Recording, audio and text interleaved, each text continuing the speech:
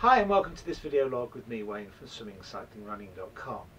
Well, my wife took up running a short while ago, and before we went to Cape Verde I'd noticed that she had a peculiarity with her running that I didn't particularly like. It didn't look very smooth. I mentioned this and she said, well, why not when we go to Cape Verde, why don't you literally do a program for me so that we can work on my running and improve it from start to finish. She said, why not let's do it on YouTube and see what works and what doesn't work. And that's exactly what we did.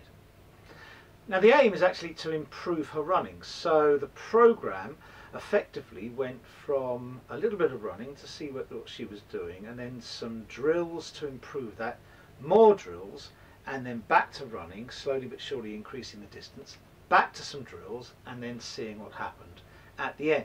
I started off using equipment very simply. My phone was the first thing I used attached to my bike, and that's why the initial video might be a little bit more shaky than I would like. I do have a Steadicam, but I hadn't taken that with me. So let's go to the computer, show you the problem, and we'll come back and discuss it. This is December 29th. It's our first day of running, and I'm trying to get a view of what Shelley's doing with her running to see where we have to or might have to adjust things. So what I've seen in Shelley is a sort of rocking motion that I don't particularly like, and also a sort of staccato. If I slow this down, you'll see what I mean. Every single stride seems to stop and restart again, which is quite difficult to do, and it means using a lot of energy to do that. So I think we need to get Shelley to use more of her connective tissue when she runs, as opposed to those muscles that she's using here. So effectively where she's landing, I'd like to bring the foot just back a little bit, so she's more under her centre of gravity when she lands. I'd like then the drive phase to be consistent and fast, and the recovery leg to actually rise slightly higher because of the push through that's actually happening. So the push through should actually raise that leg slightly higher. We also need to effectively relax these shoulders and straighten that spine with nice and relaxed arms. So that's what we're going to try and do over the next few days. So hopefully you see what I mean. This staccato running that we saw is stopping her, then starting her again, and is very inefficient. So what we want to do is get her to use connective tissue as opposed to just her muscles when she's running, so she bounces along and makes a smooth transition from one foot to the other. To do that, we introduced drills, and I'm going to show you the first section of drills that we did on the very first day we were there, 29th of December 2017. Let's have a look at that, see what I mean. So the first drill we introduced to Shelley was this, simply hopping on one leg with the other foot on a bench, and if I wind that back, you'll see that what we're trying to do is we're trying to get her to use that connective tissue. You can see as she bounces, she's using the connective tissue more than her muscles. We're trying to do that. We've also got the second leg obviously in that position, which is quite a nice rise of the knee, and we've got her now leaning slightly forward when she runs, which she hasn't done before. So we're trying to use that connective tissue as opposed to her muscles to run. We also, if we come forward again, have her running on the ball of her foot as opposed to the heel. We then progress that drill one step by having Shelley tap the foot as she bounced along, and that's just helping gain coordination, which we're going to take one step further in the next adaptation of this drill, which is now tapping the floor, tapping the seat with every single bounce, and that's adding another level of coordination to this drill. So hopefully you can start seeing how this is going to progress. And when we introduce a drill or a set of drills, we're trying to make that a progressive set of drills. So we start with simple movements and slowly but surely make that movement more complex.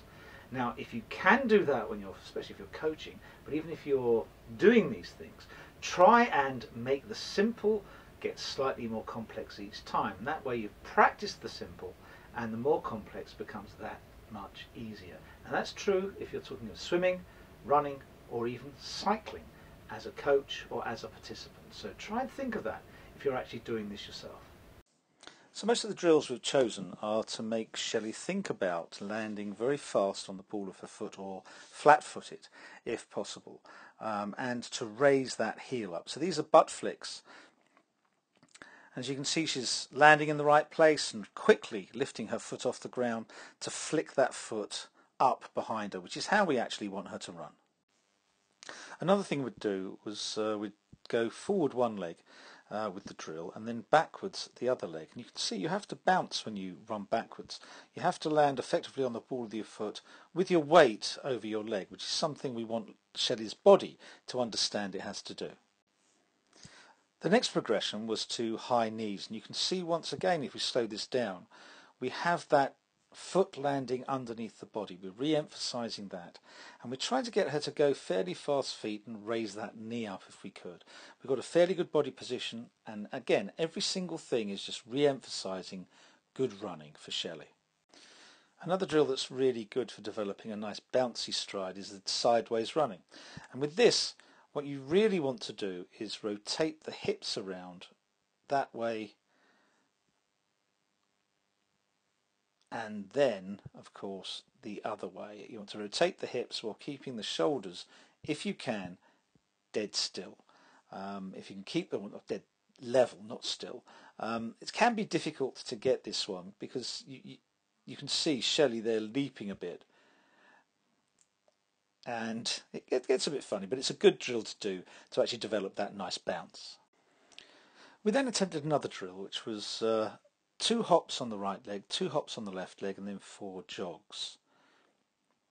1, 2, 1, 2, 1, 2, 3, 4. We want this to be slightly faster than Shelley's doing it at the moment. We want it to be much more bouncy, and we'll see if we can get that in the next time she does it. And this is the second time she did it. You can see it's much better. It's much more bouncy. 1, 2, 3, 4. We've got a much faster footfall, and it's a much smoother run. We've just got the arms that are stuck by the side, but we can deal with that. So this is the end of the first day. Because I coach swimming so much at the moment, 5 mornings and 6 evenings a week, and weekends I've got galas, I get very little opportunity to actually coach running, and I get very little opportunity to coach running using the drone and video footage that I like using. So this was an ideal opportunity for me to get back to do something I really enjoy, as well as swim coaching. Okay, so I'm very pleased with the progress we've had so far. I think her running has improved, but we really do have to cement that into her muscle memory, and that takes time. So the next day the plan was to do even more drills, but this time with some hurdles that I have over there at various spaces, and we'll show you that on the next video. And again, you can follow all these things yourself to try and improve your own running and see if it actually makes a difference. Comment below if you've actually tried it and if it's worked for you. So that's it for this segment. The next segment will be a continuation and hopefully an improvement in Shelley's running. It would be great if you can subscribe, and of course leave any comments you have below. I'll try and get round to them and actually reply to them individually. Thanks very much for watching. See you next time.